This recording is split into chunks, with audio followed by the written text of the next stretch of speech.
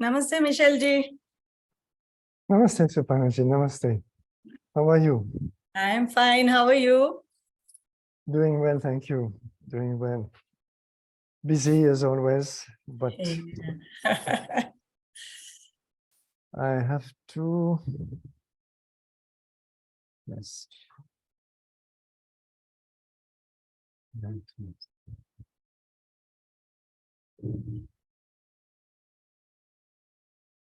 Yeah, this is better.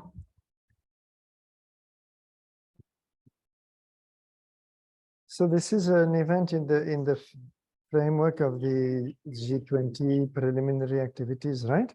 Yes, as a part of the C20. As a part of the C20. Yes. Yeah. So many meetings everywhere taking place. Yes. I hope some concrete things will emerge. I hope so. I hope so. But let us see.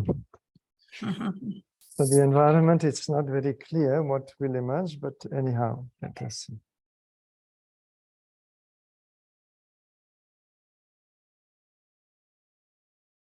So we'll start at 10 a.m. sharp. Thank you. Oh, I got your message only now. Thank you. Yeah. Because where I am, there is absolutely no signal, but I have to come to this place to Right. get the signal. Thank you. Very grateful. No, it's fine.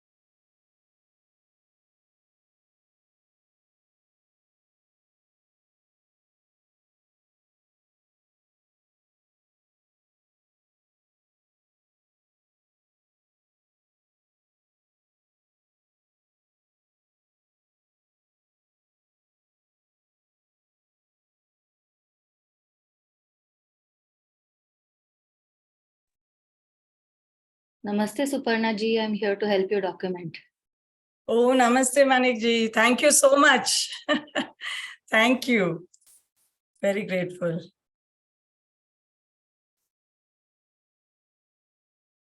Okay, I think Michelle ji, Gajan ji, with your permission, I will start today's session. Yeah, bilkul. So, good morning and namaste. Thank you very much for being here this morning for this very, very important conversation on education for life at the school and higher education institution levels. And as is the Indian tradition, we will start with a small prayer. May I request Shubhangi ji and Akshaya ji to please. Shubhangi ji. धन्यवाद.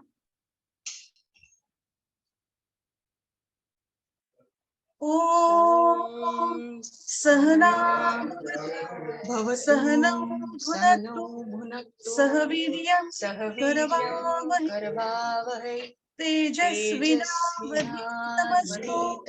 मा विद्विषावहै.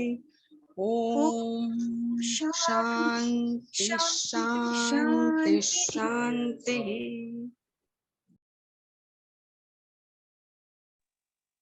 Thank you, Shubhangi ji and Akshaya ji.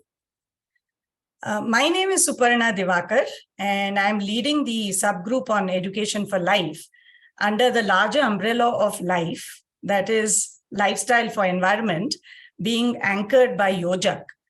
Yojak is leading the C20 effort on life.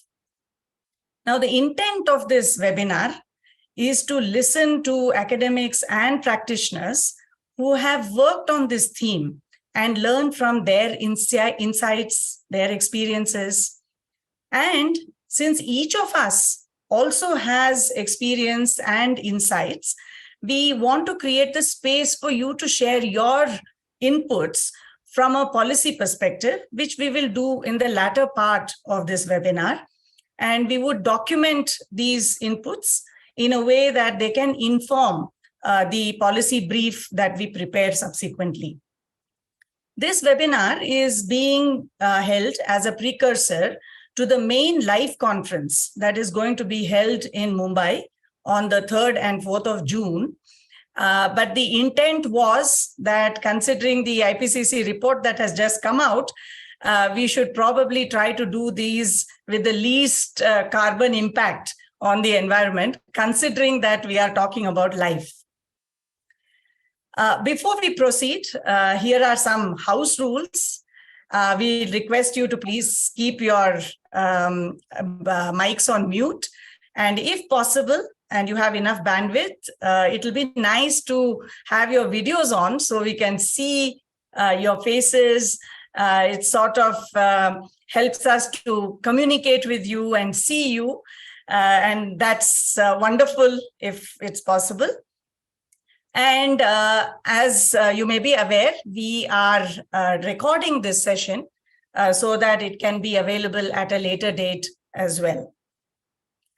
I will request Dr. Gajanan Dangeji to give us a few opening remarks.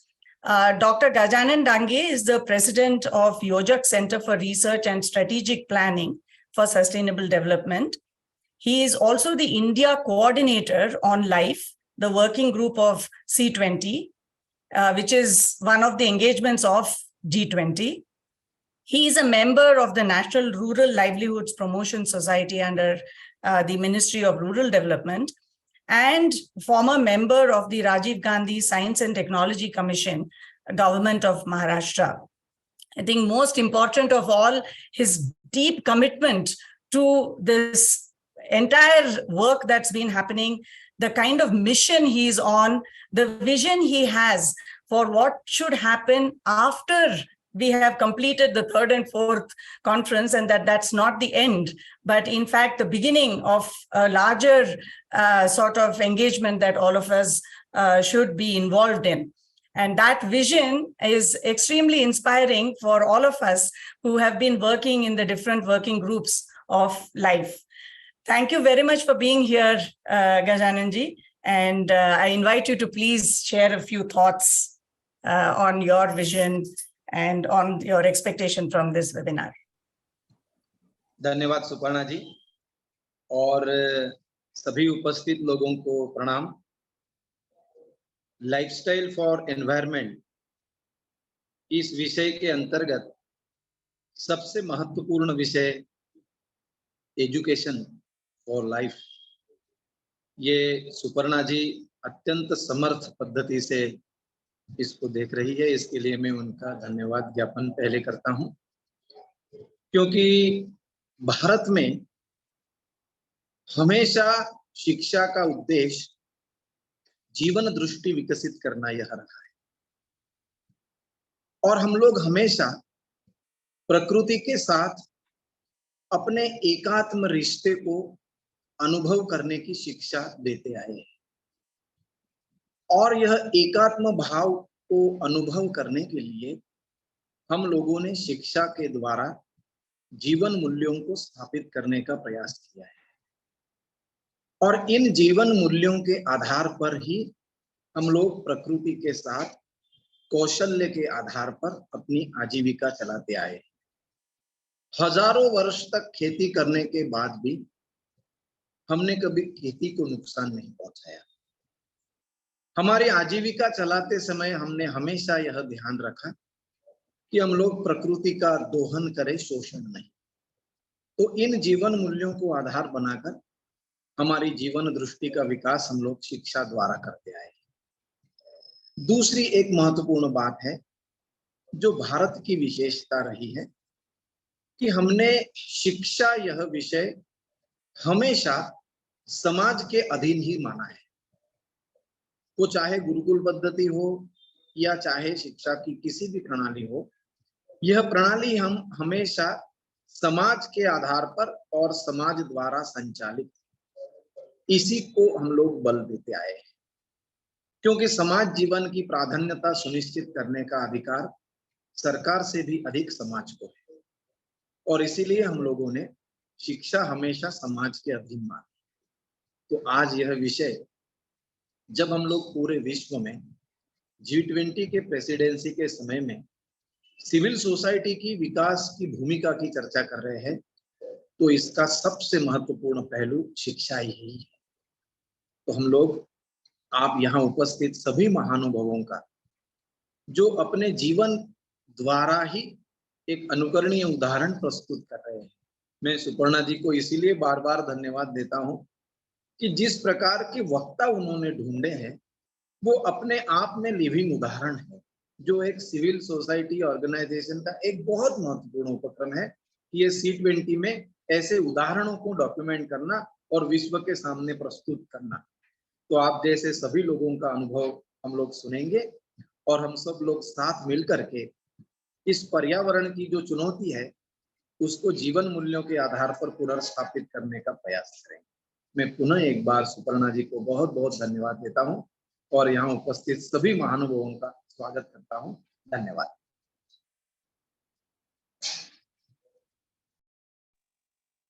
Dhanyawad, Gajanan ji.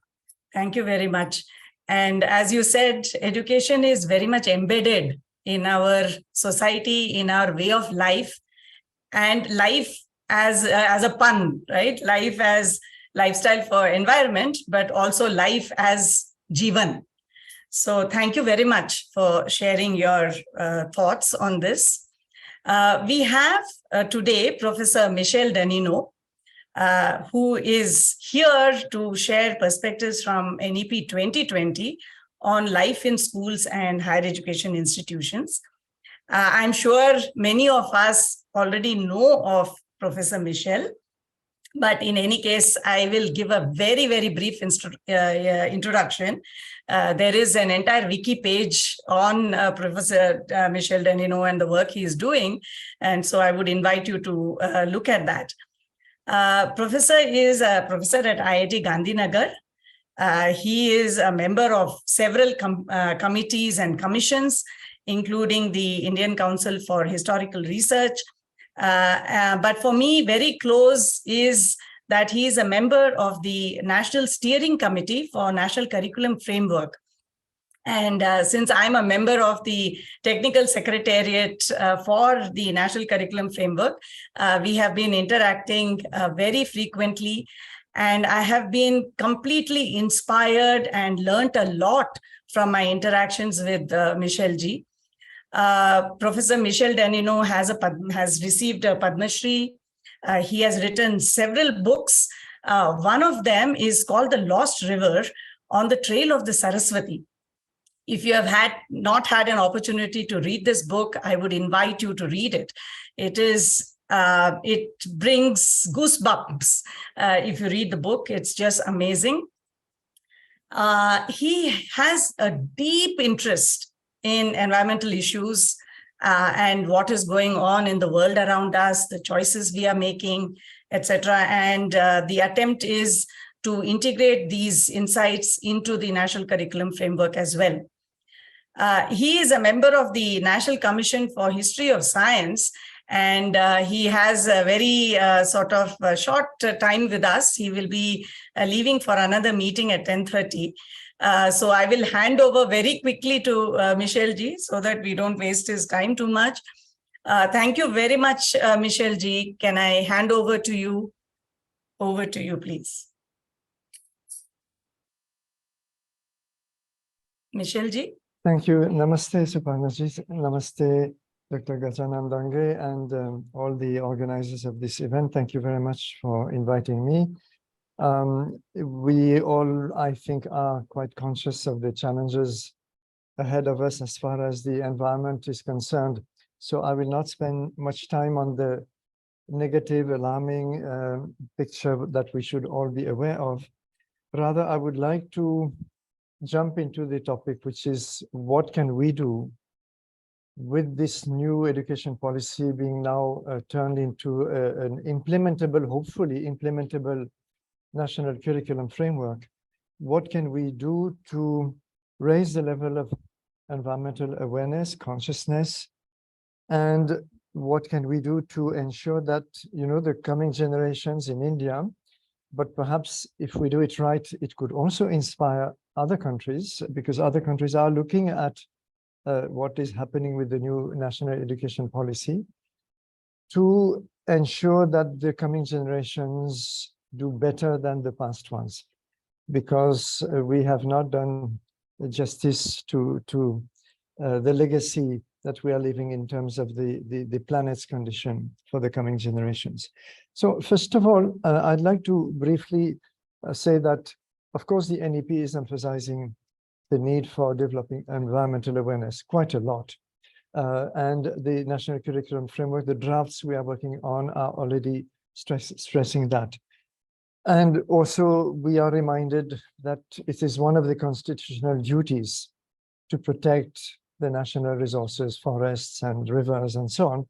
But this has remained, you know, an ideal. It has not been something that India as a whole has practiced sufficiently. So the question is what can a different education policy do? And first of all, I think that whenever we want to change some aspects of the education, we should be clear on what we are doing, what we want to do, and why we want to do it. So therefore, there's a certain philosophy of not only education, but in each field, whether you deal with economics, whether you deal with biology, what exactly is it that we want to do? And is there something different about the Indian approach that we want to impart in the national education policy? And as far as the whole problem of nature and environment is concerned, yes, there is a radically different philosophy of nature, which India developed and lived for possibly thousands of years.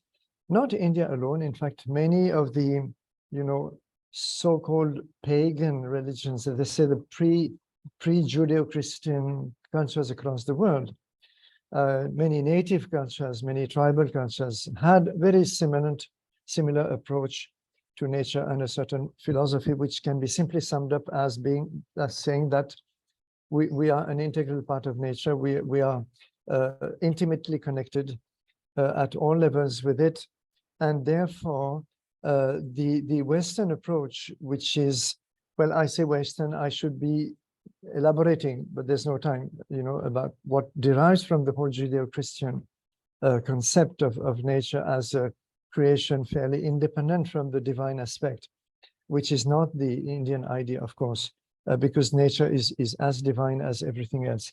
So this Western approach, if you allow me to use this shortcut, is simply that we have to understand nature and we have to learn about nature and the environment. We have to know the environment, but in order to control it, in order to better exploit nature. And there is no other ultimate objective, or it's left to individuals.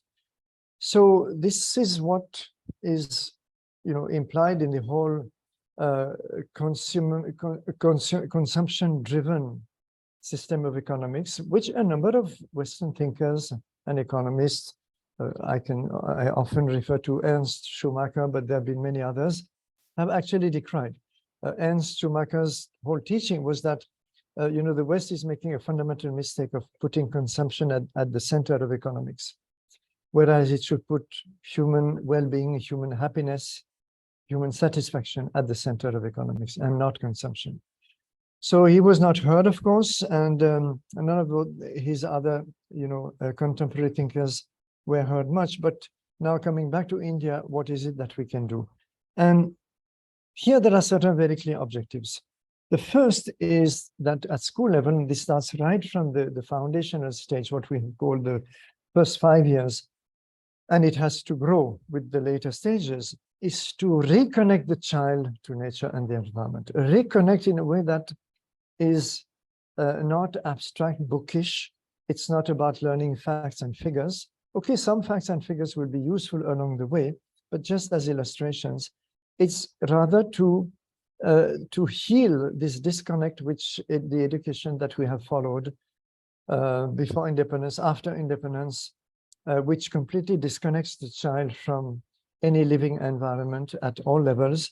This should be healed, and therefore it is going to be an experiential learning mostly, and it can begin with very small experiments, very small projects, activities at school, even within the school campus. We will be providing a number of potential illustrations about the kind of activities that can easily make the child touch natural objects, or sometimes even concepts or things related to the climate. So it's based on observation, on exploration. In fact, we have suggested a concept called DEEP, because there was a focus group working already on this and presenting a position paper, and we have proposed, and I hope this will find its place in the final curriculum framework, this concept of DEEP. So this is an acronym for discover, explore, experiment, and practice. Practice, of course, being the whole key ultimately, but you cannot practice well if you have not understood well what are the concepts at play. And therefore, the objective is to make the child environmentally literate. Environmentally literate in two ways. One is that, what you find in current textbooks, knowledge about the ecology, knowledge about the, how the climate works, and how we get rain and so on and so forth. All the cycles of nature from the scientific point of view, yes, certainly. But at the same time, knowing about the Indian traditions about nature, the environmental traditions, which were both conceptual, which I have alluded to them very briefly. That is to say, the whole, this whole philosophy that nature is something sacred, something divine, and not just inanimate matter. There is, that in most textbooks on ecology or biology, you still have this distinction, which is essentially, again, I use Western as a shortcut, don't misunderstand me, a Western distinction between animate and inanimate.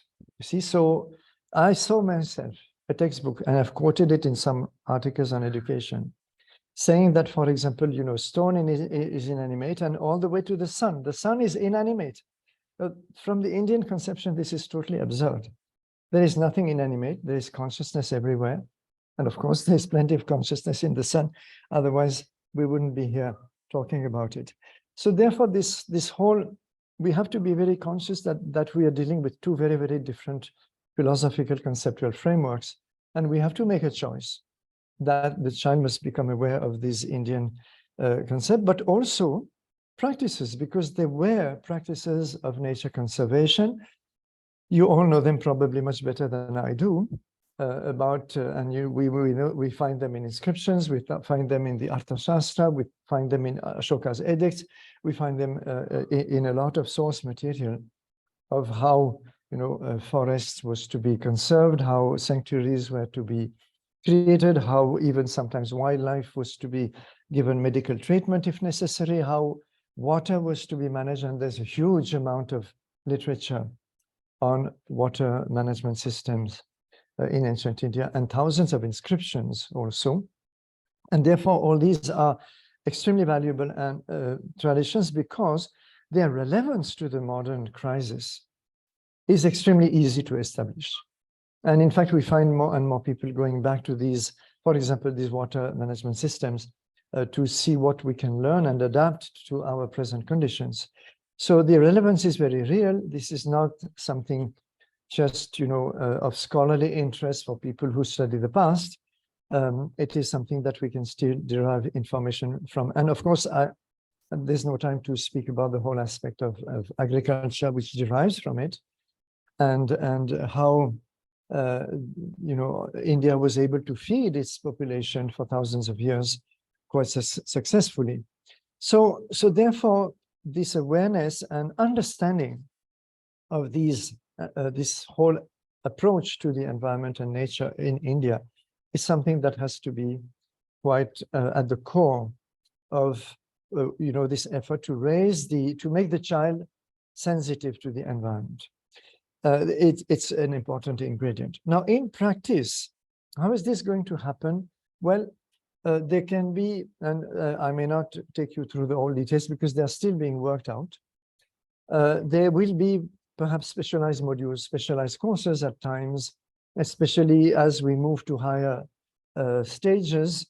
But basically, we have to recognize that the learning about the environment and nature is basically a cross-disciplinary effort. It is not a specialized discipline. It's not like you learn economics and then you learn maybe history and so on and so forth. We don't want environment to become a niche, an isolated discipline, because this would defeat the whole purpose. The purpose is to show that this cuts across all the disciplines in biology, in geography, in chemistry, in physics, in economics, and of course, all the social aspects, sociology, management, policy making, and so on. All of these, I believe, are going to be very, very deeply impacted by the environmental crisis in the next 10, 20, 30 years. In fact, it should be already the case today. But we are lagging behind. We're not sufficiently awake.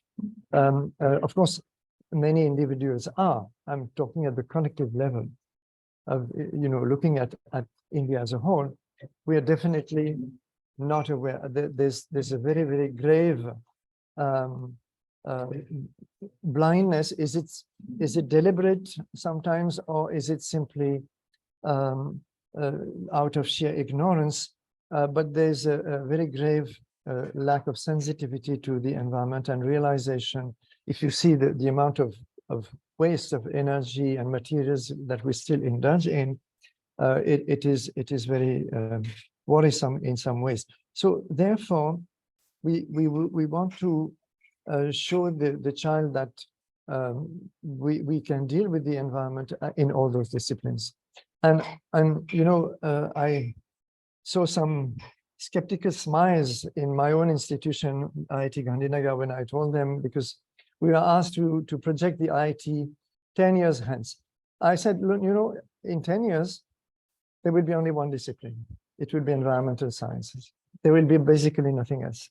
And everything, all the other disciplines, all the engineering disciplines, whether it is, mechanics, mechanical or electrical engineering or energy or whatever, will be basically to serve this grave crisis that is going to get worse before it hopefully one day gets better. And I could see that they thought I was a little, cracked perhaps, but this is something that will nevertheless become increasingly obvious as we proceed. And so therefore, let us start immediately at the school level and use examples in all these disciplines. Even mathematics, we can take examples from nature, from the physical facts of the climate and so on, to make children calculate, I don't know, CO2 proportions or some statistical work or whatever it is. So this is the one challenge here, that we need to be clear about what we want to do, and we need to devise a number of illustrations and potential projects and activities that will involve the child and may basically the child become a teacher. You see, we are working under a completely different philosophy of education, where the child is no longer a passive recipient. All right, it's no longer, we no longer have a monologue from the teacher to the child. That, of course, has to be rejected in all the disciplines. So the pedagogy is supposed to undergo quite a revolution, where we have a constant dialogue, where the teacher's role is not so much to impart knowledge as to stimulate the child into discovering the knowledge. This is in some what the current attempt is about. And there's no better subject matter than environment to do this, where the child can become a discoverer and can actually teach his or her own class, and why not the teacher himself or herself. So therefore, the concept of peer learning and teaching, first of all, where children discover among themselves and together and teach each other, but ultimately also students as teachers, and lifelong, therefore, the lifelong learning that will result. Because the one other fundamental concept of the NEP is that education should not stop at school or at higher education.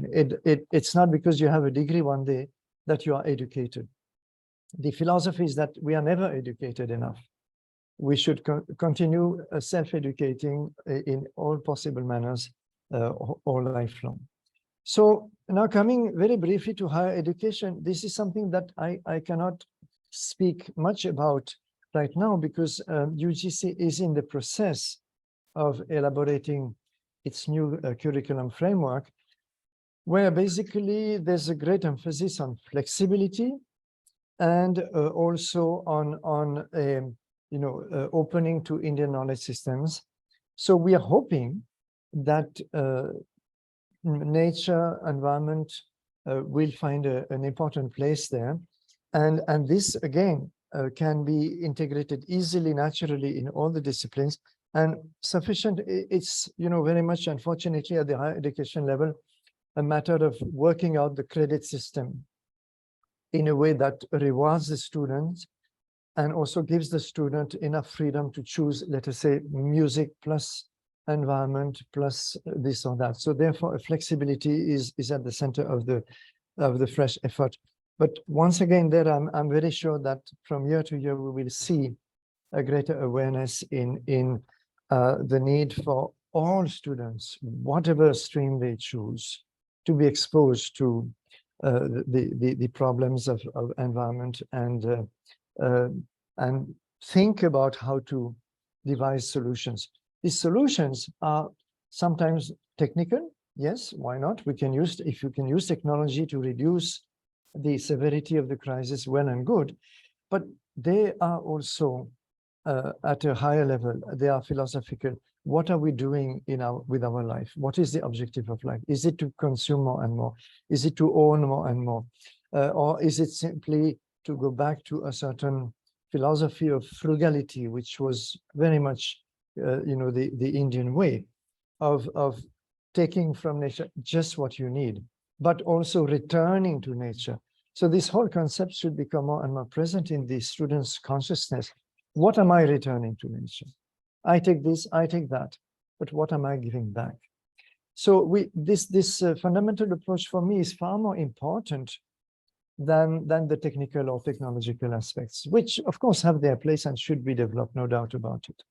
So these are, in conclusion, some of the big challenges in front of us. And one major challenge, which I have not mentioned, is of course, teacher training.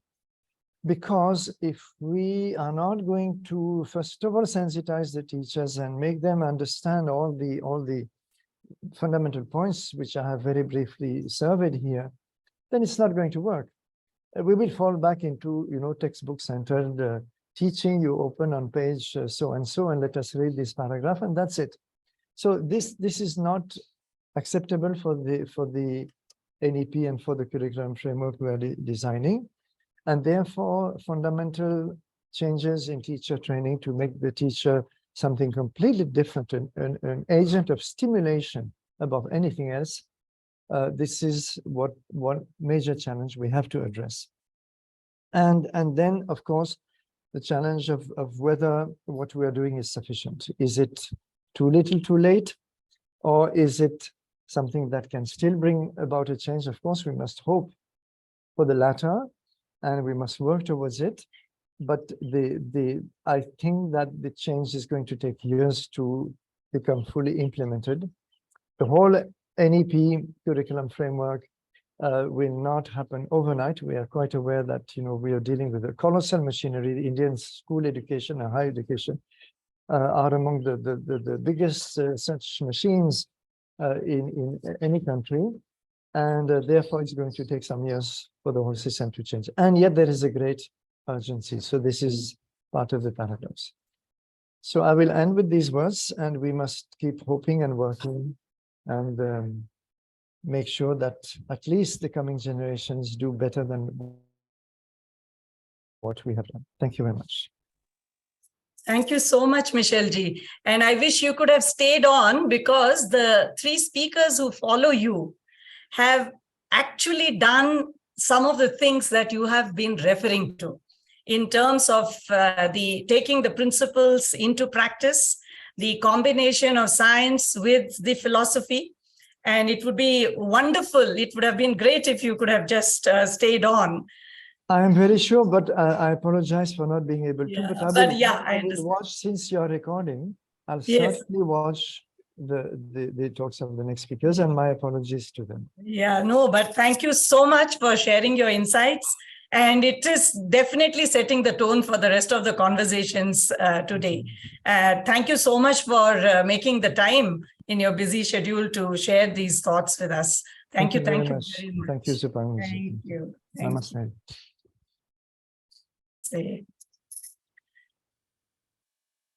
So we will move on now to actually 3 examples of what Michelle ji was just talking about. We will begin with Srimati Preeti Dhiman, who is the co-founder of Vidyakshetra. It's an amazing school, and I invite everybody on this call to please visit the school. You have to experience this. I'm sure Preeti ji will share a lot of insights, but it is the experience of being in Vidyakshetra, interacting with the children, interacting with the teachers, and just being there. You get this sense of what is being attempted there. And I see a lot of reflection of what Michelle ji was saying actually in the work that Preeti ji and her colleagues are doing at Vidyakshetra. Preeti ji is basically looking after the entire teaching, learning process, the interaction with children, interaction with other teachers in the middle school of Vidyakshetra. She is supporting the pedagogical aspects, but very important, what Michelle ji was referring to just now, is the sort of building or enhancing the capacity of teachers to hold these elements that are being integrated in the life in schools in terms of the curricular practices. So I invite Preeti ji to please share her thoughts. And can I request Vibhaji to please present the deck, slides that have been shared by Preeti ji? Preeti ji, over to you. Yeah. Thank you, Suparna ji, and thank you for inviting me today in this August assembly. I was very pleased to listen to Michael ji and Michelle ji. He is one of one of his books is being referred by our children also. The Lost River is being used as a textbook for the civilizational studies in our 16 to 21 age group. So it was very nice to listen to him. And it was also nice to listen to Gajanan ji, who mentioned about प्रकृति में शोषण नहीं पर हम दोहन करते हैं, ये हमारी संस्कृति है. So therefore we have Vidyakshetra. You know, why did we found Vidyakshetra was one of the very primary reasons was that we belong to a culture which believed in so many nice things, good things, you know, and it worked for at least in the modern perspective, 5,000 years at least. Yeah, it has worked for many more years. But in the last 50 years, if we see, what has happened to our culture, in the last 100 years or 50 years. We have not spared a river for, our future generations. We do not have clean air to breathe. We have so many asthma cases, bronchitis. Right now I'm in Delhi, and in Delhi I can only see haze. If this is today, what is tomorrow? It is a very worrisome fact. And uh,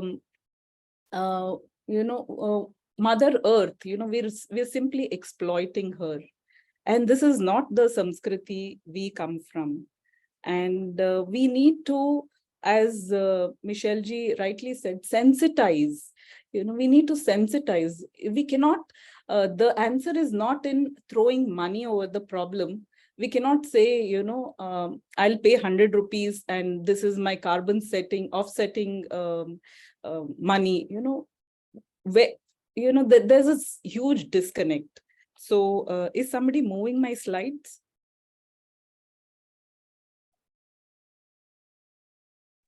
Preeti ji, please instruct, and yes, she can. Vibha ji is handling that. Yes. So when we, my husband Munit ji and I, we saw that there is a schooling system, there is an education system which we were so proud of, which is holistic in nature, and we have simply given it away. And we have adopted to something which is foreign to us. And what is it meant to address? We do not know, and what kind of generation is getting produced. It is very, very worrisome. And therefore, we began to put our minds together. We met many scholars, many educationists, many environmentalists, and that is when the seed of Vidya Kshetra started fructifying way back in 2011. And we started Vidya Kshetra in 2016. So today, currently, we have about 120 children. We have about 33 full-time acharyas or teachers. And we have 100+ community of parents. You can see some pictures here of the teachers of Vidya Kshetra and the children in various activities. Can we move over to the next slide? Yeah, so the first 6 years was in preparation, and then we created the model of education from 4 to 15. And right now we are in the phase of preparing the model for 16 to 21. Our oldest children are in the age group of 17 to 18 at present. So, and then there is a vision which goes forward, and we would like to have 100 Vidya Kshetras with 1,000 acharyas. Michelle ji pointed to sensitizing teachers. And the good thing at Vidya Kshetra is that every acharya who is a part of Vidya Kshetra is an inspired being. He or she comes from the space of not looking at teaching as a job. They have come due to their own inspiration, and they want to give back to the society, contribute positively. They have a deep connect with Prakriti, and they feel connected with children. They want to work with children. And this is the set, of very nice, good human beings who will make a difference, really. So we'll go to the next slide. And we want to, every child must have this kind of education. Therefore, we want to replicate it in the future. So if you, as I said, when we look back, I stay in Bangalore, and this was how Bangalore would look like, a few years ago when I was very young. And this is how we have, exploited Mother Nature. And the next slide will show us a very gross imagery of Bangalore. 1973. 1 year before I was born, this is what Bangalore looked like, green, and it was absolutely a heaven. People call it the retired man's paradise, garden city. And to what, there's hardly any vegetation. This is the image of 2020. And we have known of cities such as Cuba, which went through an oil crisis. We have known about Cape Town, which went through a water crisis. There's no drinking water in Cape Town. And they are dead cities. So what will happen to Bangalore? I'm really worried. So this is a gross imagery, and when we show this to children, they're also worried. So we'll go to the next slide. Move on. Yeah. So we have a vision, we want to bring in all those elements from our own education system, which can become, in today's context, in today's time and date, be replicated and be used, because these are good principles, and bring about a community, an aware community, a very living community, which will not do shoshan, which will not exploit Mother Nature, which will be in harmony with one of our vision elements is connected education. What does connected education mean? An education that does not show you the connections, like Michelle ji spoke about all the subjects, integrating all the subjects, providing a drishtikon. You cannot have maths for 45 minutes and then science for 45 minutes and then social science studies for 45 minutes. They're, seemingly unconnected, disconnected subjects. So we have to provide one view to a child. And we talk about connected education.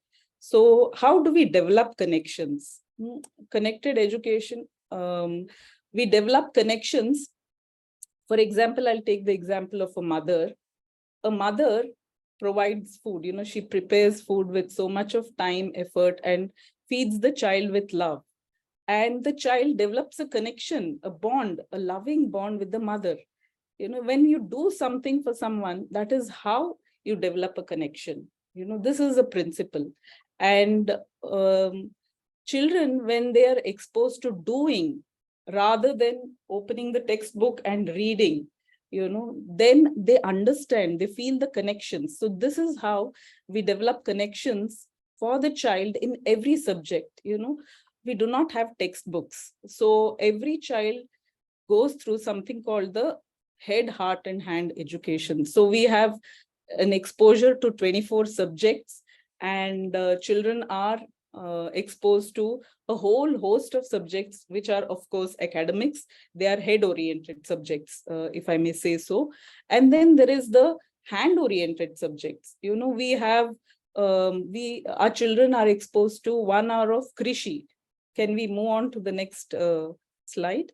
Yeah, so here you can see children are so happy, they are, we have a huge area by God's grace, and we use it for Krishi. They are they're producing organic vegetables here. And we are not using any chemicals. We're not exploiting Mother Nature. Mother Nature can give us bountifully back. Here, children, you can see they're making compost. Whatever is the kitchen waste, we have a kitchen, and from the kitchen, whatever is generated as waste, that is turned into compost. The children themselves make compost now, and they use it and in our Krishi areas, and they are themselves, giving back the kitchen all the vegetables that they are grown. And this connection, from the last 7 years, children are doing this. They know everything about Krishi. They know from where to get seeds, how to make a sapling, how to grow the sapling, and how to water, how to de-weed, how do you protect this plant. from various weeds, so there are many things that the children are learning, and they're very comfortable. You have come to Vidya Kshetra, and you would have seen how children are running around without wearing any shoes or chappals. They feel so close to the ground, and this is the connection that we need to build for children. When they do with their hands, they develop that connection. Similarly, we have the Preeti ji, sorry to interrupt your flow, but will you be able to wrap up in a minute or two? Yes. Yeah. So then we have the example of cotton. So from right from the children are exposed to making cloth, and these are natural fibers. We encourage children to wear natural, to use natural material, and to make natural material. So they are in the process of learning how to make their own. We have a loom, and we have a teacher, wonderful weaver, who comes and teaches children how to make their own cloth. Can we move? So then there is the example of house building. Children know to make houses using natural material. And this is an art which we have forgotten, and we are trying to revive it. Can we move on? Yeah, children, whatever produce they are producing, they are using it and learning how to cook. We provide children with 100% organic. So in the chemistry class, they learned how to make soap. And now we are setting up a small community enterprise. And this is 100% organic soap using natural ingredients like coconut oil. And all the parents, they step forward and they buy this produce. So the children are creating this awareness. Move on. So one of the subjects that I teach and I'm passionate about is geography. We go from local. I spoke to you about Bangalore, and then in the first year we study the Bangalore geography, the lakes and the river systems, and then we go to the South Indian geography, after the Karnataka geography, and then the Middle India geography and the India geography. So unless children go to these places, they see the culture there. There is a cultural immersion. What are they thinking? What are the kinds of sites that one gets to see at on the banks of Mother Ganga or the Himalayas? So the children have to feel connected with the culture there.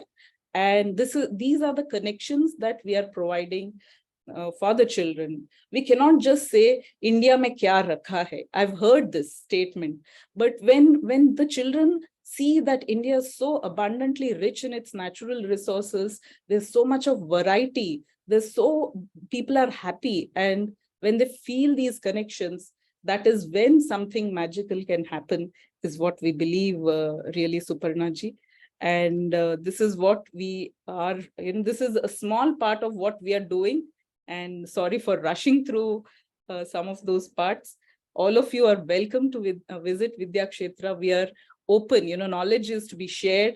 We're open to sharing whatever we know. And our dream is that Vidya Kshetra can be replicated. There are already 3-4 groups which are coming to Vidya Kshetra and trying to learn from us. So we are open to sharing whatever we know.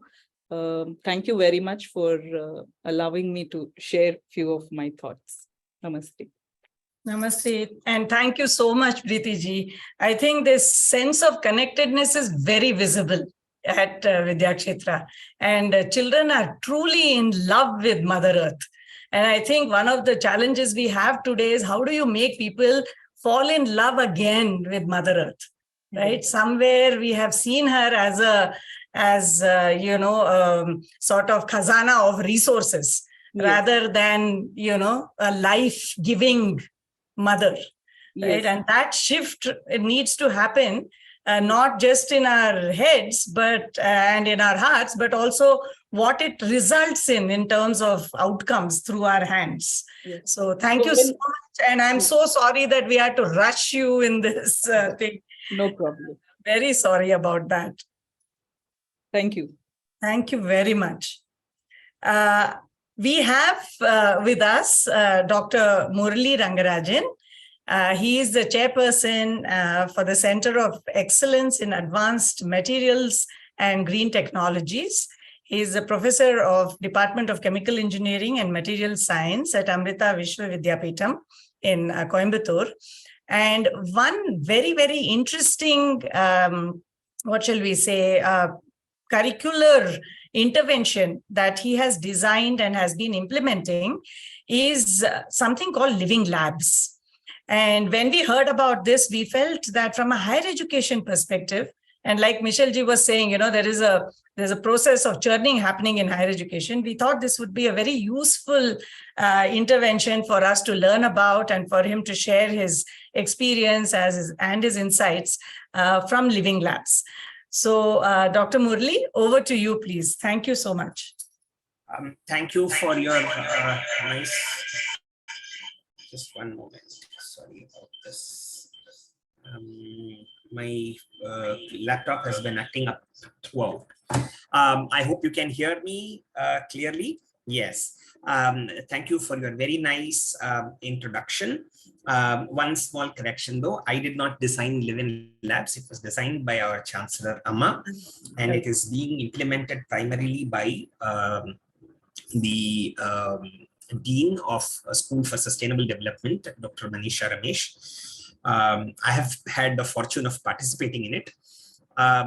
Today, I had made a presentation which I will share, but it seems that I will mostly be able to rush through it because Gajanan ji, Michelle ji, and the speaker before me, Preeti ji, set the stage so wonderfully for me so that I don't have to talk about most of the things that are there on the slides. So gives me some more time to talk about Live-in Labs. So it's a pleasure. Let me, without much ado, share the screen. Just one moment. Where is Zoom? Okay. Just a moment. Share. There is just a little bit of yes. I hope you're able to see the screen. Yes, Dr. Murali. Yes, we are. May I proceed? Yes, please. Thank you. Let me see. Yeah. All right. So first of all, thank you very much to Gajanan ji and Suparna ji for this fantastic opportunity to be a part of this session. I've learned so much within the past 45 or 50 or so minutes that we have all been here, and I look forward to sharing a few of our experiences from Amrita Vishwa Vidyapeetham. And it is so refreshing and a pleasure to hear the kind of perspectives that are going into redesigning our national curriculum, the NCF, as well as into how school education is being completely relooked at and reformed. This is really nice because this is not a luxury that we are afforded. And that is my first point I would like to make. When we get students, their minds are already pretty much set and almost closed. And the other aspect of it, which I think requires a lot of keen consideration and emphasis, is that after education at the university, the students have to go out and get a job. They have to make a living.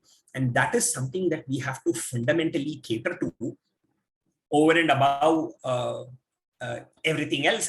That's what it looks like today.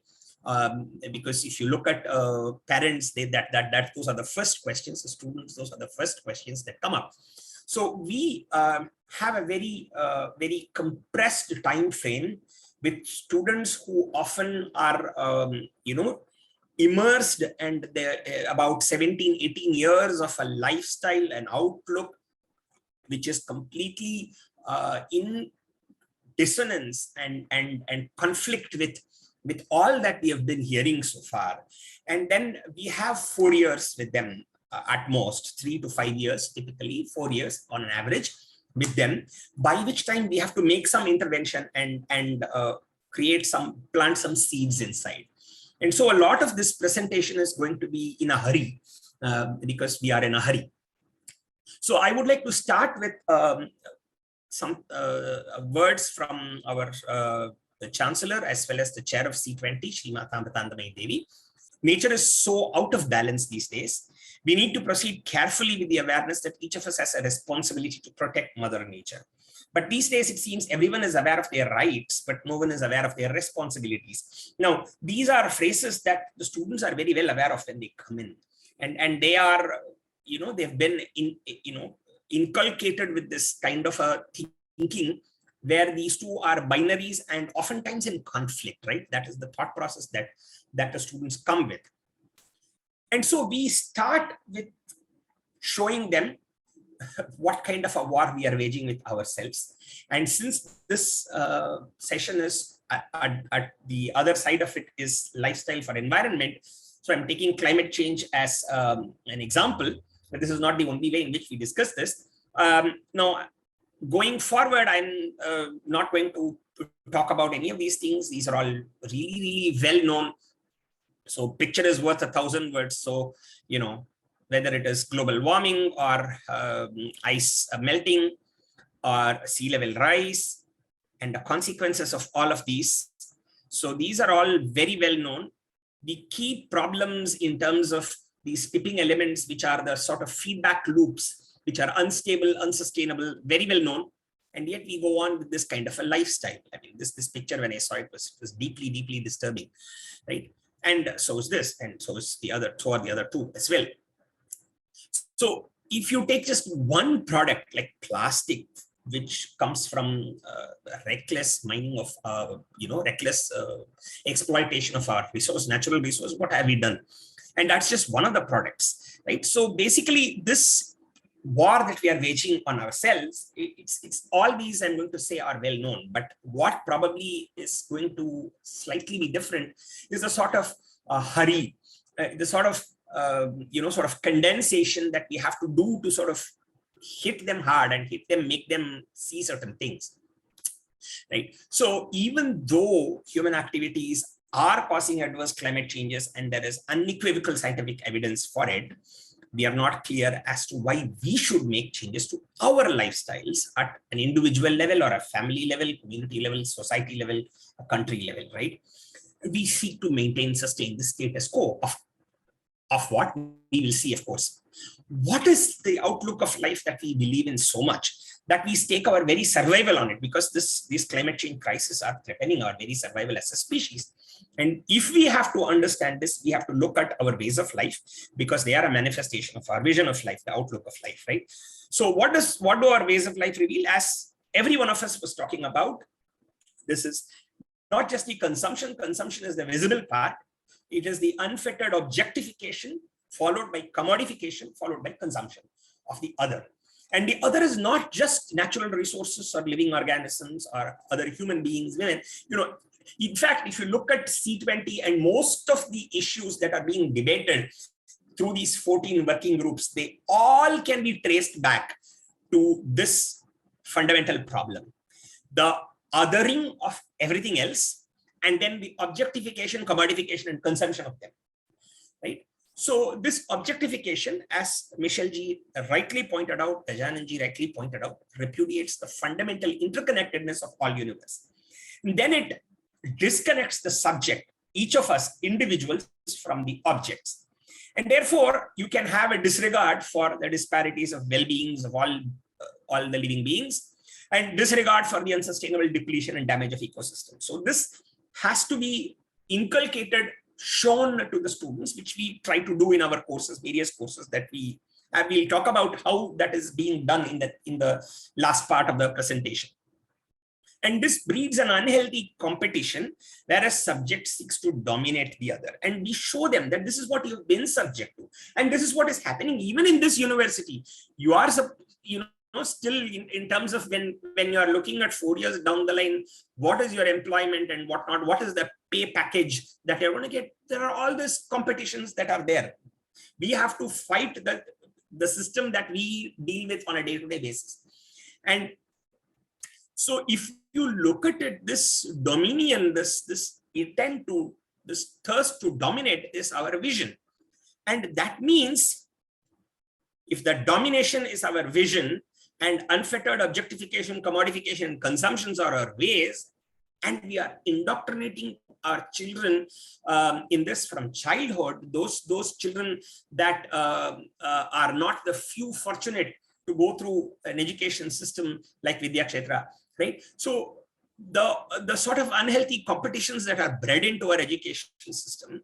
And here is the fundamental conflict I face on a daily basis. When I go and stand in a chemical engineering department, sometimes I look at it and laugh, because we are the worst culprits in some sense.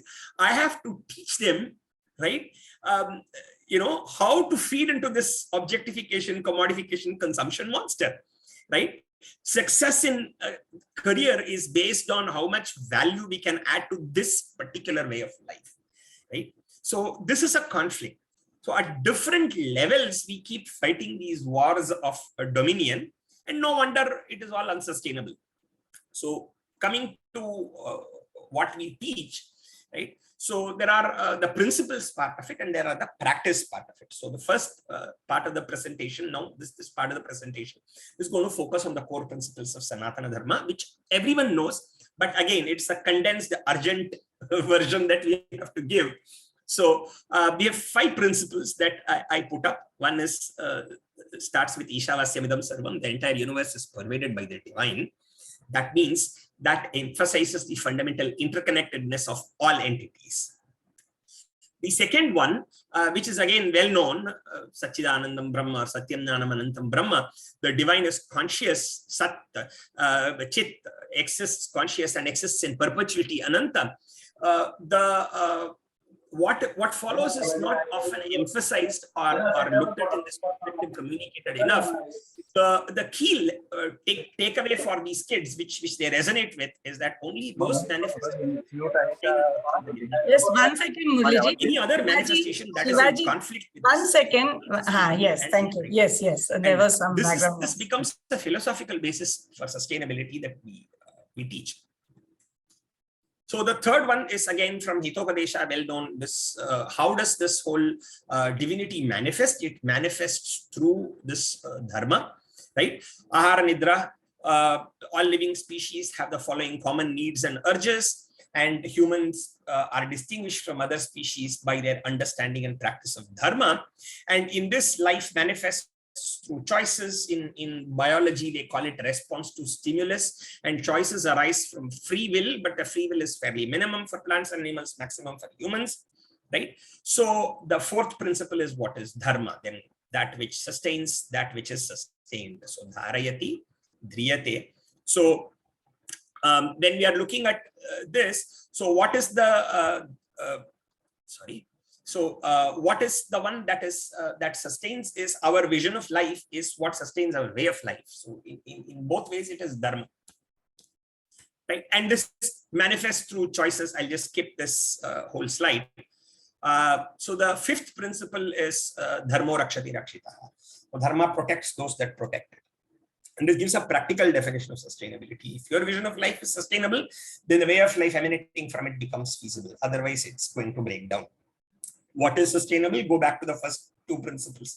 The perpetual existence of the divine means only that manifestation which nurtures and enhances that divinity, that life, that well-being, the universal well-being, that alone will be sustainable. Others will not be. And sustainability therefore emanates from ways of life that respect, nurture, and enhance well-being, divinity in all forms, and resources in all forms. And through the word protection, rakshana, the principle of justice is enshrined. So this basically leads us to understand that the universe is fundamentally sustainable and just. If humans, or for that matter any other species, act in conflict with this fundamentally these species. So if you have to survive as a species, then we need to reshape our actions and our lifestyle towards universal sustainability at every level. And this so sort of becomes a condensed way in which we are able to sort of try to reach to the students. Of course, the hit rate is fairly, it depends on batch to batch, but about 30-40% of the students are able to pick it up to the point where they start making significant changes in the ways they start approaching life going forward. And before we move on to the practical aspects of how these principles are manifest, which is where Live-in Labs also comes in, I just want to make some observations on dharma. Dharma is non-translatable. It is not merely duty. So in fact, dharma as a vision of sustaining life encompasses both rights and duties, right? So rights and responsibilities are essentially two sides of the coin, one forever inseparable from the other.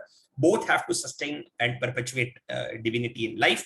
So well-being, both my well-being and others' well-being, automatically arises from dharma. And therefore, by defining such an overarching vision, this whole social sciences conflict that is embedded, rights versus duties, somehow these two seem to be in conflict with each other. This is addressed and eliminated. Some more, it's interesting that dharma is defined in a manner that is beyond the levels of individuals, families, communities, societies, and states. In practice, it has to be defined at each level, and it is imperative that dharma at each level not be in conflict with dharma at another level. And in such a conflict, the hierarchy of which dharma gets priority is also evident, because ultimately, whichever sustains universal divinity and life, that is the one that gets prioritized. So these are the sort of principles that we try to teach. And in terms of practice, how do we bring this about in a university curriculum? So really, if you have to ask me, honestly, I have to tell you that our curriculum is split right down the middle. There are the conventional education for living courses, but in the pedagogy of it, in the teaching of it, we constantly keep referring to these principles where relevant, where possible. So we keep referring to this. But then there are courses, cultural education, which is a foundation course, a 2-semester 4-credit course. Various aspects of this, I'll not go into the details of this. And then we also teach a Amrita Values program course, again a 2-semester 2-credit course. It's a value-based discussion on Ramayana and Mahabharata. This is something that I taught for a few years. And what we used to do is we used to just give them Chakravarti Rajagopalachari's books on Ramayana and Mahabharata and have them read and come. And then we take each situations in Ramayana or Mahabharata and talk about how the manifestation of dharma is values based. And this is something that Gajananji was talking about, Vishalji was talking about, right? And Preetiji was practically demonstrating. So how these values are inherently essential in the manifestation of dharma, and how those values are reflected or not reflected in the characters, various characters, the scenario, and how does it translate into modern 21st century life. So that's something that we teach. And dharma in practice. So in practice, the manifestation has to come through seva and compassion. Vishalji very nicely talked about how nature is all about giving, right? Amma talks about this very extensively. She starts with saying that the nature or the law of nature is selflessness. We need to grow from the selfish taking to the selfless giving. And the foundation of this is compassion, because compassion is the direct manifestation of our recognition of interconnectedness with all beings. So compassion and seva are the practical modicums through which the dharma in practice can be taught through various humanitarian activities. And Amma directly leads this. So she meets all people from all walks of life, from highly accomplished scientists and entrepreneurs to common people. And whatever issues she picks up from them, she discusses with students, faculty, and researchers, inspiring, guiding us. So this is a very organic process that happens in the university system. And one of the manifestations of this is the Live-in Labs. So this is an immersive, holistic, experiential learning program in India's villages. I'm really not going to talk much about Live-in Labs. I'm going to show a video which will make it very, very clear what it is all about. But this whole dharma in practice brings about two of our mottos of the university. One being education for life, and the second being compassion-driven research. right? So how to inculcate this compassion? We are most compassionate to ourselves. We are most compassionate to our families and friends. Compassion flows out of the recognition of the fundamental interconnectedness of the entire universe. And it is in this aspect, it is very pertinent that India's motto for G20 has been Vasudhaiva Kutumbakam. And this is a fantastic opportunity, we feel, for us to take this message out and inject this into global discourse, that everything has to be based on a recognition of fundamental interconnectedness rather than the basis on the basis of individual objectification, commodification, and consumption.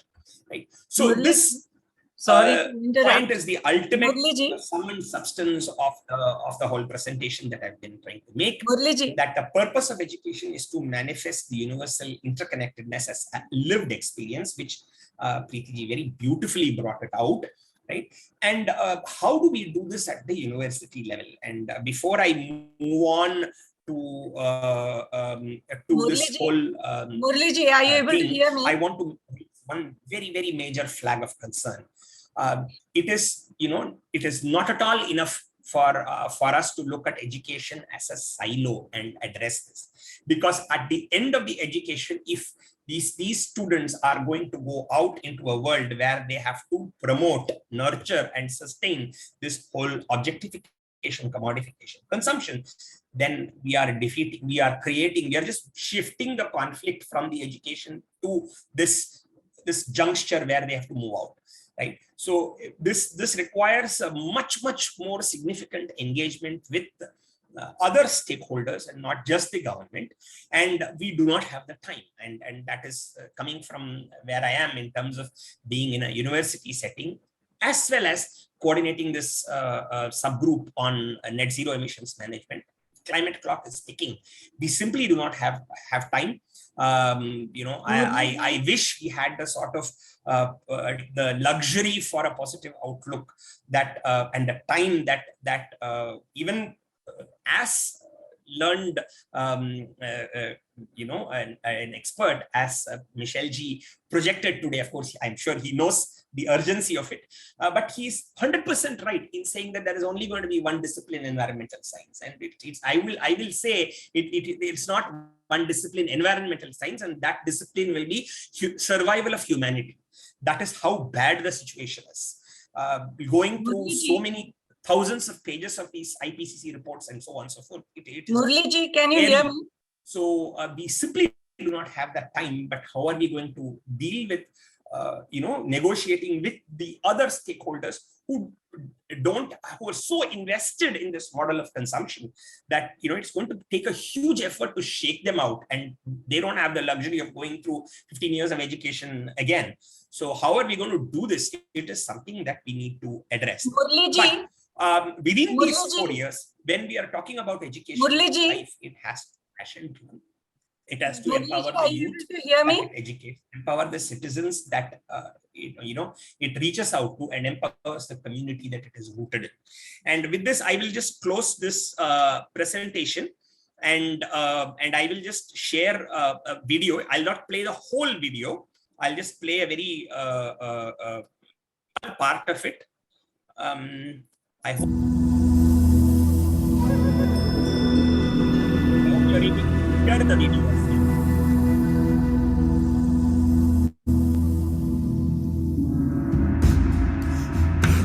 Human settlements in rural areas have always enjoyed a direct link with the surrounding natural environment. However, with rapidly depleting resources, many villages in India have entered into sustained poverty.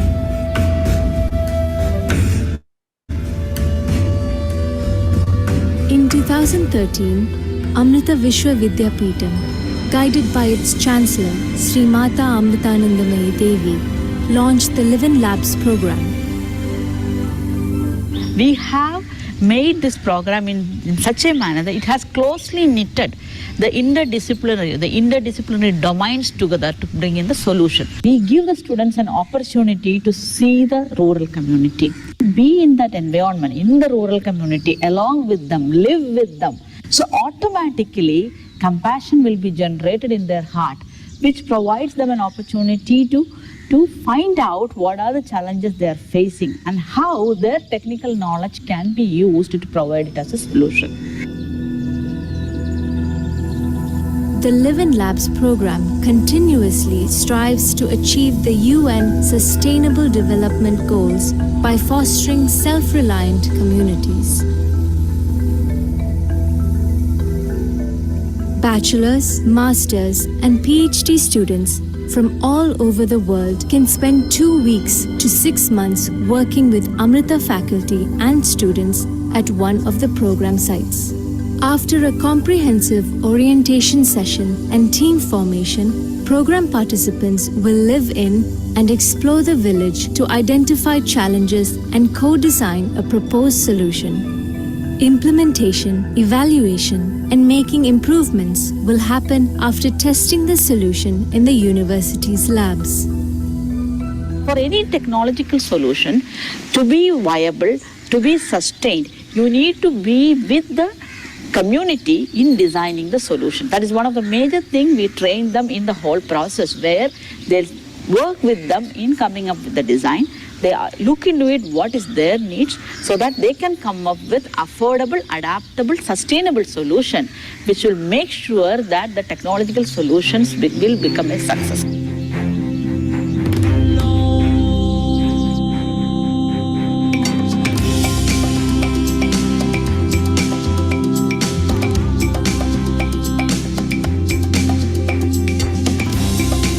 The program draws on principles of human-centered design.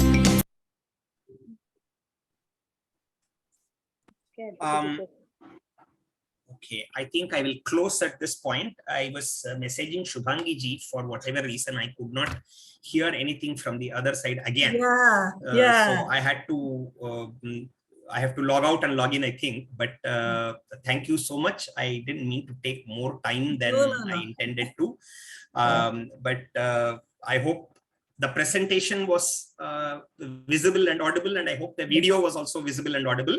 Yes. Thank you so much for this wonderful opportunity. I will close at this point, and I will log out and log in again.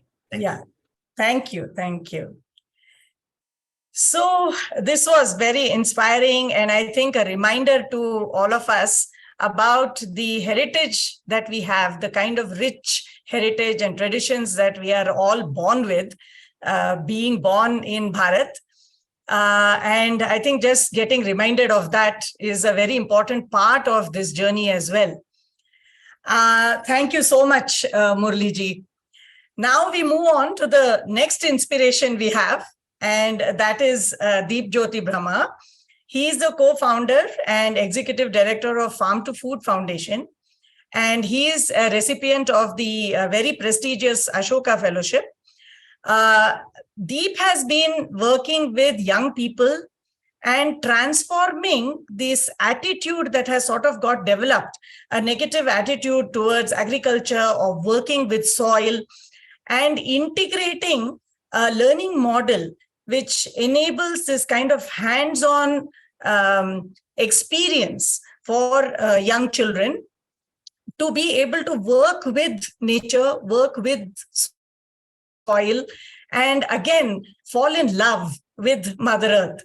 He has been working for over 17 years on this, and he's a personal friend, and I'm very, very happy to invite you, Deep, to please share your experience on educating children with hands-on work. Deep? Yep. Thank you, Suparna ji. Thank you so much. It feels, I think I'm blessed to have this opportunity. So sad. Just hold on, Deep. I think Aditi ji, can I request you to please mute? Thank you. Yes, go ahead, Deep. Yeah, I know the challenges of doing a Zoom call. Yes. But I think I feel blessed to hear so many wonderful work that are going around, and in front of all this amazing work, I think my work is a very tiny, small work that we have been doing. So thank you for giving us the opportunity. So, let me go straight to our, can we move to the next slide? Yes, next slide. One more slide. Yes, thank you. Okay, so let me just straight away start from the School Nutrition Garden program that we have been doing at Farm to Food Foundation. So at Farm to Food Foundation, our whole idea of engagement was engaging young people and building an aspiration towards farm and food entrepreneurship. Yeah, and like all the speakers have spoken that there is so much to learn from environment. There is so much to so much the environment can give you, so much the agriculture can give you. There is a huge potential, but I think somewhere down the line we have there's a negative connotation about agriculture, how people view agriculture, but and that has impacted our young people. Nobody, I think none of the young person, if you ask them what do you want to be when you grow up, nobody will say I want to be an agri entrepreneurship. Everybody will say I want to become a doctor, engineer, businessman, teacher. Nobody wants to agri entrepreneurship, but everybody wants to eat. There's not a single soul who would say I don't want food. That's the irony of our world. Also, on top of that, since all of you are into education, you would also know that almost 83% of our schools are in rural areas, and about 72% of children are in rural areas, belongs to rural areas and studies in rural schools. That means close to about 19-20 crore children are studying in rural schools. And in these rural schools, we are learning about metro, we are learning about aeroplane, we are learning about ice creams. We hardly learn about paddy field. We hardly learn about amazing amount of herbs and vegetables that we have in our backyard. So much so that in Assam, we had this tradition of serving 101 varieties of vegetables and herbs, 101. And every 10 miles it would change. But over the year, it has disappeared. So much so, I know this is plaguing Delhi, Mumbai, and other metropolitan city where you ask young people, where does milk come from? They will tell you it comes from Amul, it comes from Mother Dairy. It is also happening in Assam. So in this context, just wanted to share, we have been doing this program where we want to create an aspiration toward agriculture, aspiration toward agri-entrepreneurship.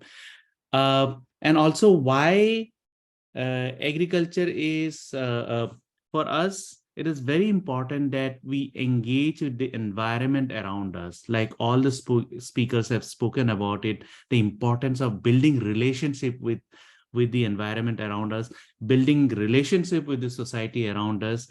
That journey of building relationship will also help the child to discover himself or herself. And in the process of all this discovery, they would also discover that there's a beautiful relationship between them and the food and the agriculture. And all this leads to the climate impact also. So if we can impact the way we eat, we will have a fantastic solution for climate crisis also. Can we move to the next slide? Yeah, thank you. So at Farm to Food, we have developed this program called Farmpreneur. We have been running this program since 2010.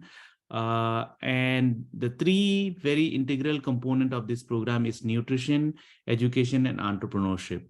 Nutrition, can we move to the next slide? Yeah. So nutrition, let me give you an example.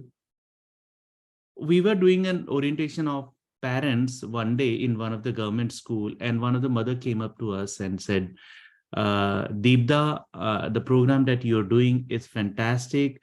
I'm really impressed. My daughter My daughter is eating karela, which is bitter gourd. And we all know children and vegetables are usually poles apart. They do not meet, right? And karela doesn't exist in their universe. Thousands of universe you search around, it doesn't exist. But here the child was eating karela. So we went up to the child and asked her, Beta, we heard that you're eating karela. That's fantastic. How did that happen? You know what the girl said? The child said, this is the vegetable that I am growing.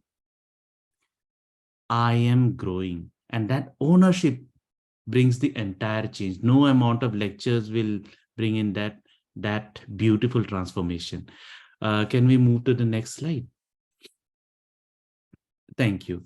Now, most of the children in rural areas have certain exposures, some bit of exposure to agriculture. But when they go into schools, go into classroom, those experiences that they bring are never discussed about. The child knows that to grow a plant, for a plant to grow healthy, it needs sunlight, it needs carbon dioxide, it needs nutrition from the soil. He knows all this, but is not able to transfer it into an academically accepted language. So what we do here is we have mapped each and every activity of garden setup. Can we go back to each and every steps of activities of setting up the garden has been mapped to the school science and mathematics curriculum, Assam State's science and mathematics curriculum. So, like, you know, if you want to do a fencing, you can take out the formula of perimeter. Yeah, if you want to figure out where to have my vegetable bed, you go to science chapter.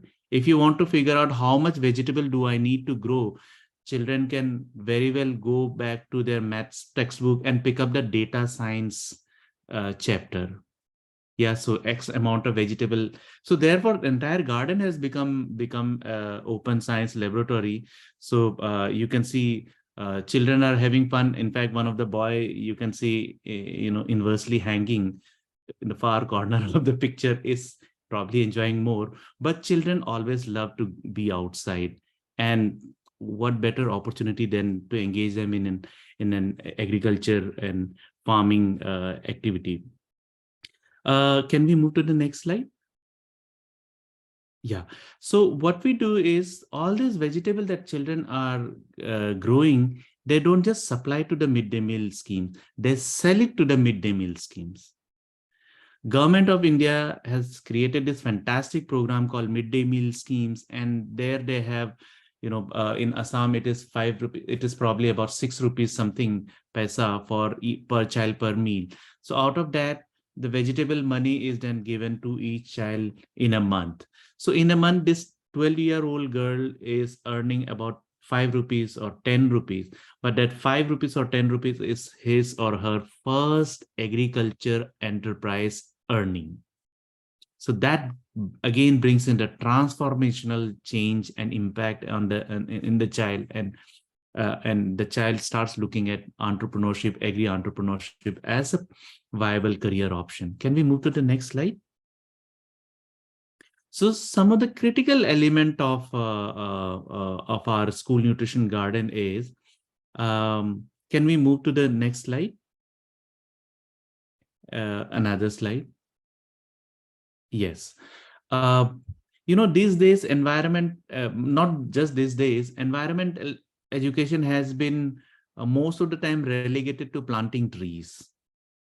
And most often when there's a huge million trees plantation drive, they are actually destroying the environment. So therefore, it is very important to promote the local environment, local you know, kind of trees and forest. So what our children do is they go around in the community, seeks for local seeds and saplings from village elders. And what these village elders do while sharing these seeds and sapling, they also share how to take care of this, vegetable, how to take care of this seeds, how to take care of the sapling. So what is happening, apart from Bijdan, there is a Gyandan also happening. So indigenous knowledge and practices are shared with young children on how to take care of these vegetables, how to manage it in a chemical-free process. Can we move to the second one? Next Vibhavari, is slide. it possible for you So to mute the person who's unmuted by mistake? Pankajji, can I request you to please mute? Vibhaji, can you? Yes. Yeah, I'm trying. Just Yeah, a minute. Let me find the person. Yeah, Pankajji. I think it's happened. Thank you. Okay. yeah, Go thanks. ahead. Go ahead. Thank you. So apart from Bijdan and Gyandan, this knowledge are also practiced together with the community member through Shramdan in school. So through Bijdan, Gyandan, and Shramdan, indigenous knowledge, indigenous practices are shared, but also local environment is promoted. Local forest, local tree, local fruit, our vegetables are promoted through our school nutrition garden program. Can we move to the next slide?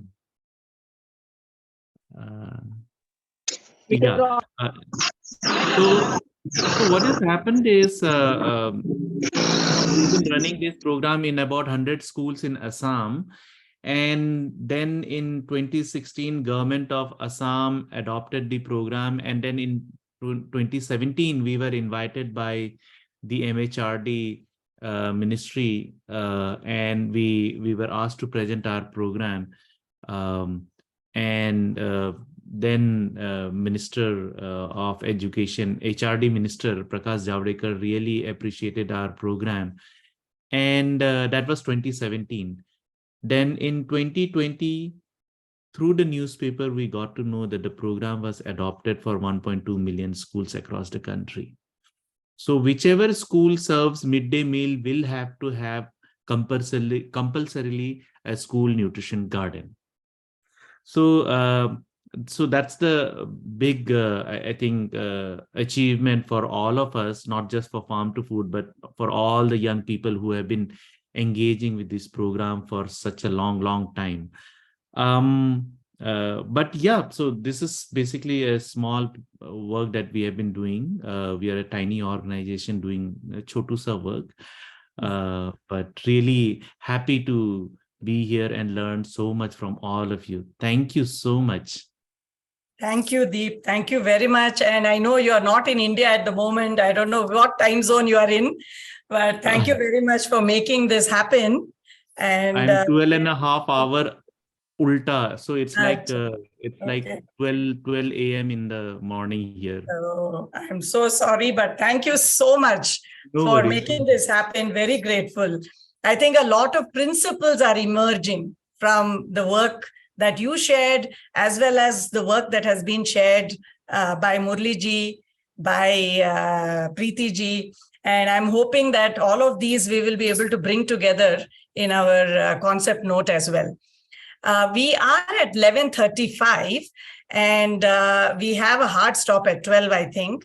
So if we are able to, I think now spend about 15 minutes. I know we have about 50 odd people on the call right now. What we thought was, having listened to, 4 very inspirational speeches, why shouldn't we also hear from people's own practice? And what is the kind of input that they can provide us?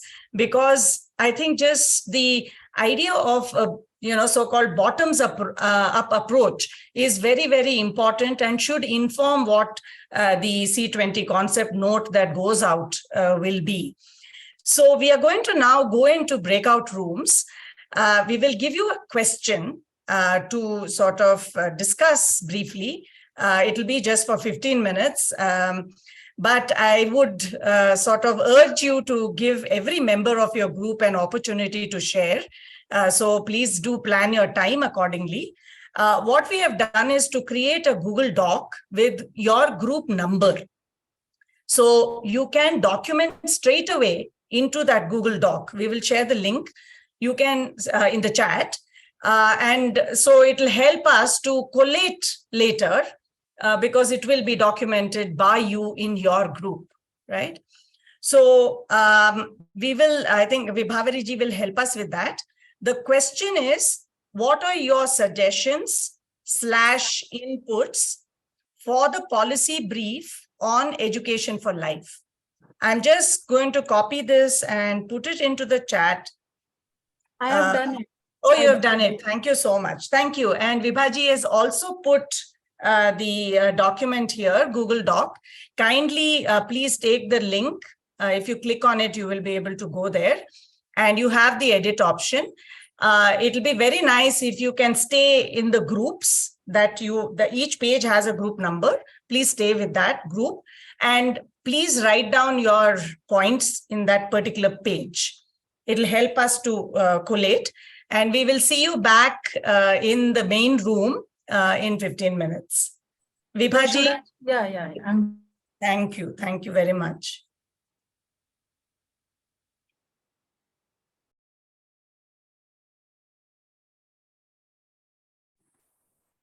So how do I, okay.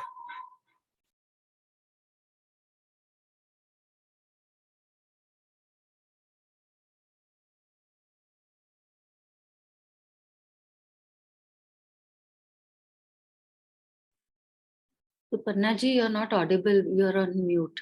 Oh, right, Manik ji. Kindly join the group on the invitation that you have. Yes.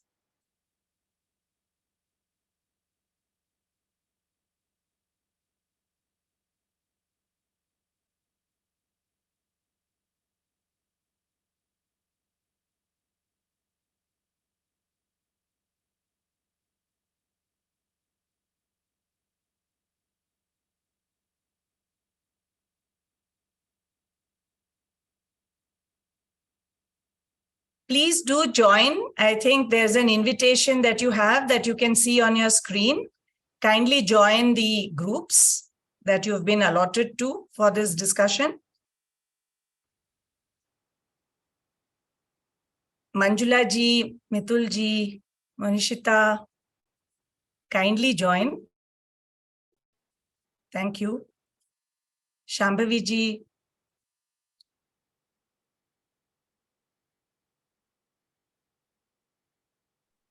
Lakshmi Sudarshan. I think, yeah, she joined now. Okay. There are many names here. I think people have not accepted yet. Okay.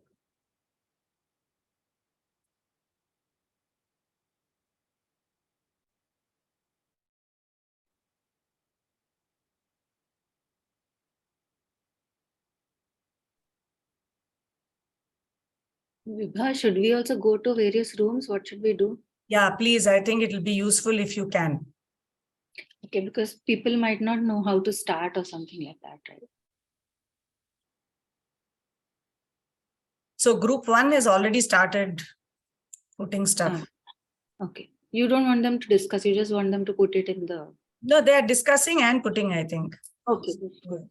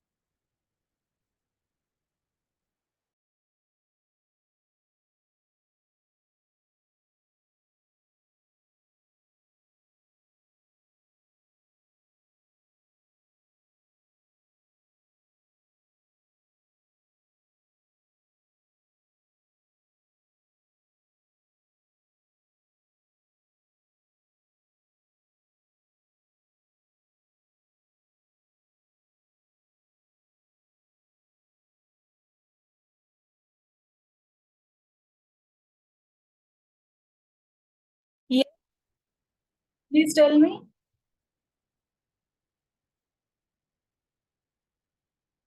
Hello. Yeah, do you need any help? I am not. I'm the only participant here in this group. No, I think Mrunal Jogi is also here. But I have tried to communicate with her and even gave some message, but no replies from other side. Do you have access to the document? Can you? Yeah. I can see it in the chat. Right. So can you please? Should I write it there? Right. Okay. Let me try. So then I have to leave the group, is it? No.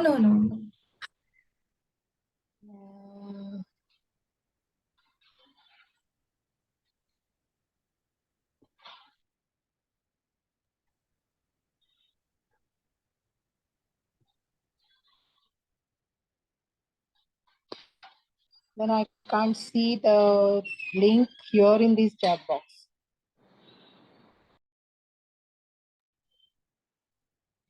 I didn't get you. I can't see the document link in this chat box. This chat box is just showing the room number 7 Okay. chat, so I can't see the link. I'll paste it here. Just a minute. Yeah, sure. Thank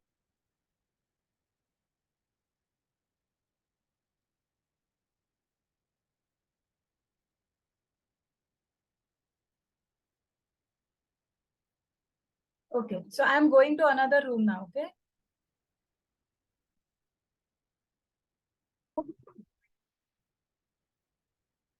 Yes.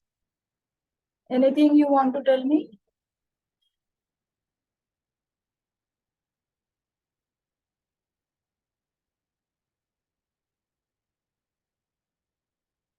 Yeah, thanks.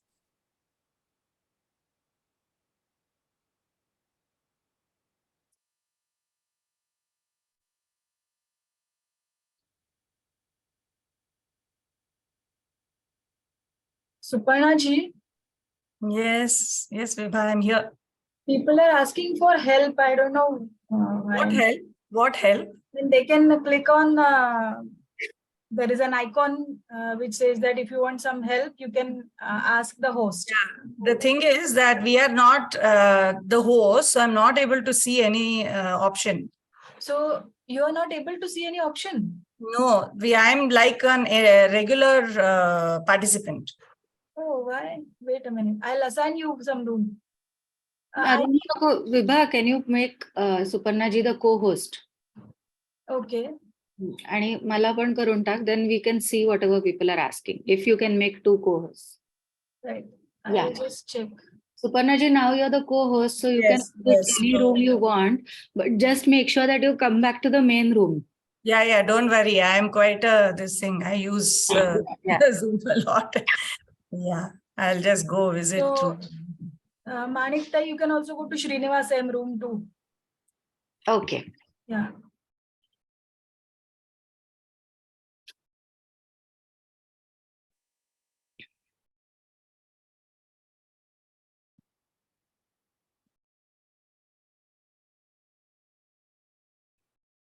Right.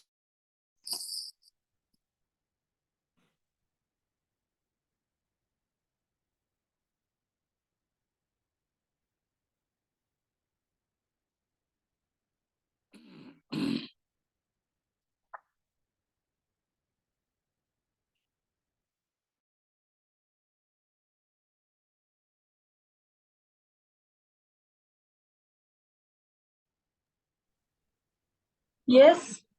Anything that you want to ask me? Yeah. Actually, there are only 2 people here. I am not sure. I have assigned, all groups, all the participants have been distributed equally in each group, but some people might have not joined or I'm not sure what happened. So do you want the link to document? Yeah, I have the link to yes. Okay. Yeah. So, do we need to discuss something here? Because I'm speaking, but no one is responding here. I can totally understand. So what you can do is you can note, whatever your remarks are, you can just note it down. Sure.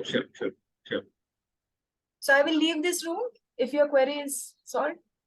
Yeah, fine. I'll write in the document. Thank you. Okay. Yeah, thank you.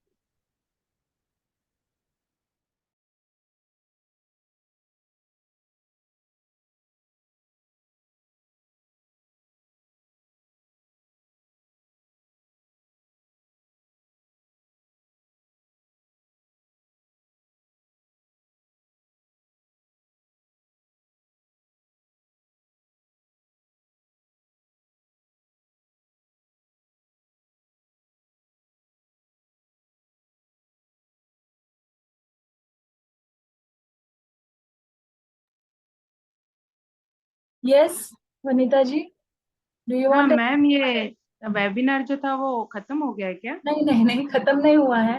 I think आपके room में शायद कोई है नहीं। आपको वो document मिला क्या? डॉक्यूमेंट नहीं, मैंने थोड़ा लेट स्टार्ट किया, इसीलिए मुझे पता नहीं था। अच्छा, मैं ना आपको इस यहीं पे वो पेस्ट कर रही हूँ चैट बॉक्स में, तो आप उस लिंक पे जाइए and just not your remarks in that document and just mention in your group name. आपके ग्रुप का ये क्या है, रूम 5 है ना? यस। हाँ, तो रूम 5 ऐसे लिख के आप अपना जो भी रिमार्क्स है वो उसमें डाल दीजिए प्लीज। ठीक है। ओके ओके मैम, थैंक और यू। आप इसमें से ऑटोमेटिकली बाहर आ जाएंगे। प्लीज आप ये मीटिंग लीव मत कीजिए। I will take you to the main session. ठीक है।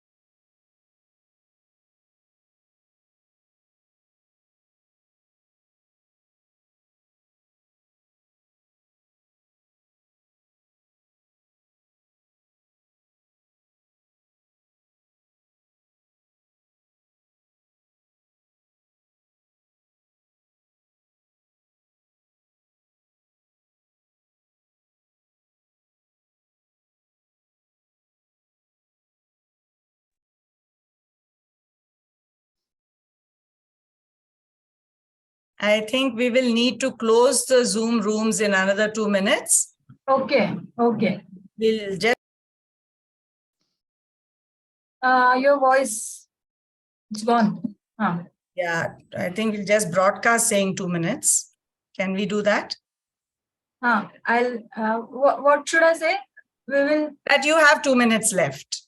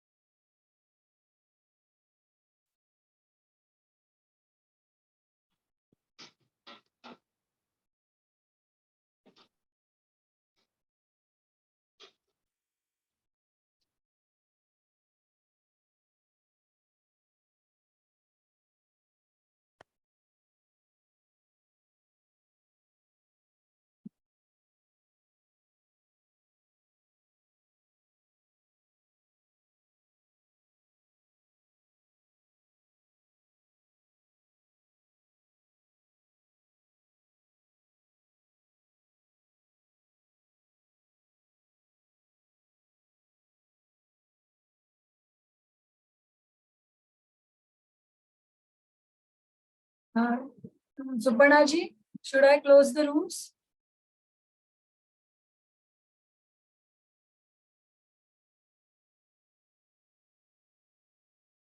You're muted, Suparnaji. Yeah, we can close the rooms now. Okay. Yeah, thank you, thank you.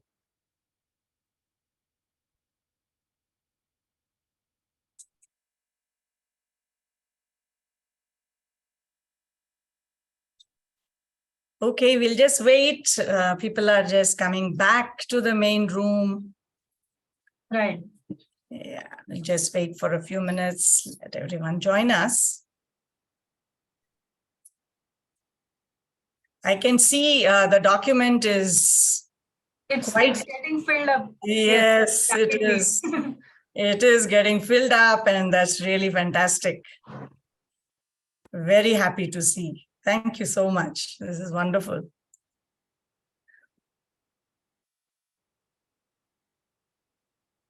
So I think we have a few more people who need to come back into the room.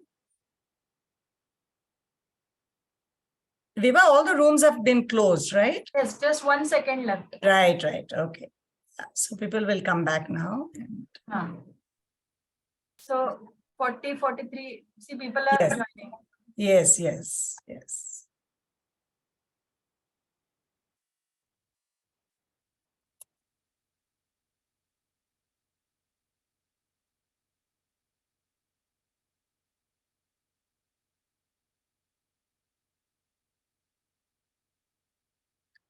10 more participants. Yeah, there were 54 participants. Okay, maybe they've left from the group, or because if the rooms are closed, they should have been back here, right? Right. Yeah, that's fine. Sometimes people leave the conference instead of leaving the room. So maybe they'll log in. Viva, just be aware, maybe they'll log in again. So you can Yeah. But what a morning this has been. It's been just fantastic listening to all our speakers and just the kinds of insights that they have shared. The idea of not just looking at principles, but to look at what does it mean in terms of practice, and the kind of inputs we have received, very, very rich. So I want to thank you personally for participating in this. And I will hand over to Shubhangi ji to sort of wrap up. And maybe Shubhangi ji, before we close, we can do a prayer, Sarve Bhavantu, before we close. Yeah? Over to you, Shubhangi ji. Shubhangi ji, Akshaya ji, and Vibhavari ji have been the backbone of this program. The kind of support that they have provided has made all this possible. So before I hand over to you, Shubhangi ji, I want to thank you and Akshaya ji and Vibhavari ji for this kind of support that you have provided. Thank you. And over to you. Dhanyavad, Suparna ji. Honorable speakers and distinguished invitees, we feel immense pleasure to take this opportunity to propose vote of thanks. We will consolidate your valuable suggestions and inputs. We will share all these points in the conference which is being held on 3rd and 4th of June. All these suggestions will enable the sharing of insights, principles, and frameworks that can be taken to other contexts. Many of these points shared by you, we will try to put them into policy document, which will go to C20 and later from C20 to G20. We sincerely thank all the participants for their active participation that made this event fruitful. We need to work together to co-create this ecosystem, to recreate a culture that respects life. And as Suparnaji said, life is a pun, actually. It makes this culture makes life the way of life. Dhanyavad. Thank you. I just thought we could end with Sarve Bhavantu Sukhinaha. Yes. Okay. Shubhangi ji, will you lead or? Give me a minute. Yeah.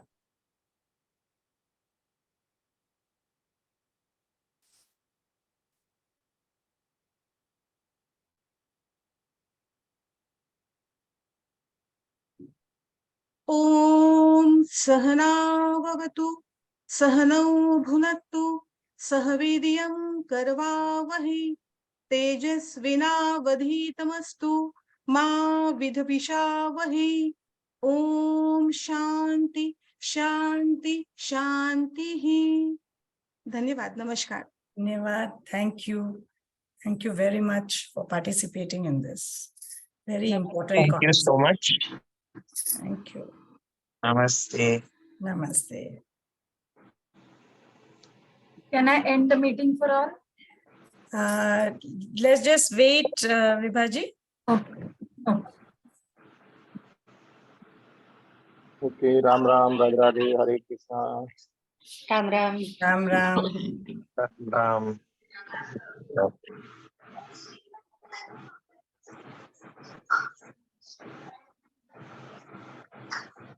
Ram Ram Suparna ji. Thank you so Ram much. Ram. Thank you very much. Thank you. Shivaranji, pleasure to see you again. Ram Ram. Ram Ram.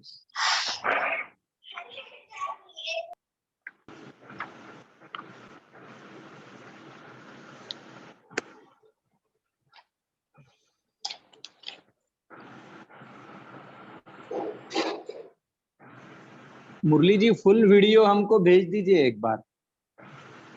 हाँ, full video जो है live in lab का वो हमको एक बार भेज दीजिए। तो जरूर जरूर भेज देता हूँ। बहुत सुंदर, धन्यवाद, नमस्कार। गजानन जी, आप अक्षया, अच्छा अक्षया जी के मैं सोच रही थी कहाँ गए आप। नहीं नहीं, मैं तो हूँ ना Thank you. पूरा, मैं जी सुन जी, रहा हूँ। थैंक यू, धन्यवाद धन्यवाद। नमस्कार, धन्यवाद। नमस्कार। I just thought that we can do a quick catch up before the afternoon session. Should we stay on this itself? Yes. Yeah.